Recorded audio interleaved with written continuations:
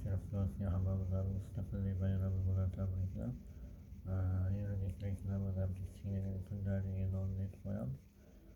Sinovi bor shaxs fuqarolar, keyin tashqarida, ko'chada, uyda ko'p yuradigan shaxs fuqarolarga eslatma qilmoqchilik, mikro yoki bosqinchilik yoki jinoyat ishi bo'lgan kundalikdagi shaxs fuqarolarni boshqa kitobni boshqasi aylanib to'xtab o'chganidan keyin shaxs fuqarolarga qo'shilsa bo'ladi degan ma'noda hammamizni bayram bilan tabriklab qoldik.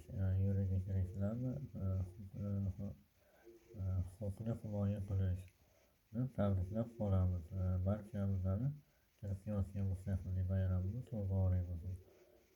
O'sha sinovlarimiz tugagandan keyin qancha darajada ko'p qo'shilib yaxshi bo'ldik, albatta hamma bayramlarimiz tinch osuda o'tadi. Sizlar bilan o'qituvchilar Shohrux Sartarosh.